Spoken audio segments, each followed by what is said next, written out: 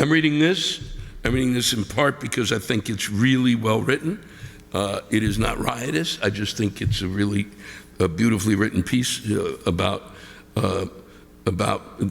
mental illness, and I don't feel like yelling and screaming. But I also think you're an audience that can handle this. There's certain audiences that would just go, "Fuck you!" So. But I figured you guys would do it just because I can't even explain why. I can't. It would just be, well, he's going to read it. It's about mental illness. I didn't think about that today.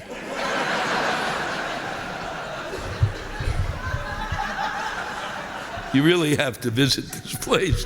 You got to see it to believe it.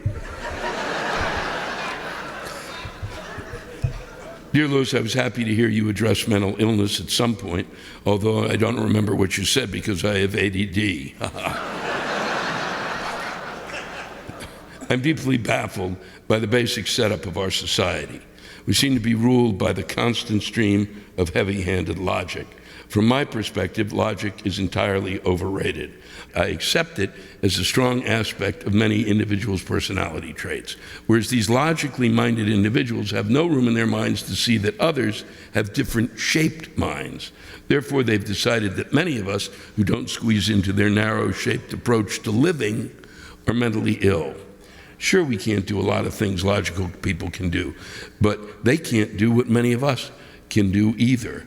When I was a kid in school, I didn't hear the teachers calling my name over and over because I was seriously daydreaming. They characterized me as dumb and spacey. That quality alone is one of my strengths today as an adult. Right now, in this moment writing to you, I'm able to transport myself into this one-way conversation with you in hopes that you'll share my perspective and there'll be some understanding in this world. While I write, I'm completely undisturbed by the world around me. Like the end of it, which may or may not be approaching fast. The freezing weather. I don't know how you get by that. The nasal monotones that seem to have a grip on our larynxes of people. The conversations those larynxes are having. Typically overconfident, false facts about everything. I live alone, have no money, no job perspectives in view. I would get fired from them anyway because logic gives me brain freeze, and have yet to cash in on my creative endeavors. I work all the time. I've worked all my life. My inspiration and focus has always been unshakable because I love what I do. However, because I don't have money and success, I'm looked upon as a broken individual and can't help feeling broken, frustrated, and have a strong, disturbing sense of not belonging in this world. And yet, look, I'm able to write this letter, focused in the moment, ignoring all that fucking crap. In fact, it is my necessity. I think if I was logical, I would have killed myself by now, because my life makes little sense on this planet, and the shame of that is so often debilitating. But my strength in daydreaming or creativity brings me clarity. And can I say joy in Massachusetts? Sounds like Joey, and Joey definitely didn't bring it. So if you could relay this, I'd appreciate it. Logic-minded people stand down. We who have different shaped minds and are not like you are not mentally ill because we're different. We are independent thinkers and creative types. It is trying to survive in your world that feeds this notion. Because you know a good way to make someone mentally ill? Take away all their value, their respect, don't take them seriously, don't pay them, starve them, take away their basic living necessities, and watch them shrivel in shame. It's easy. It's happening everywhere. And it's not that I don't care about all the problems the poor middle-class people are having.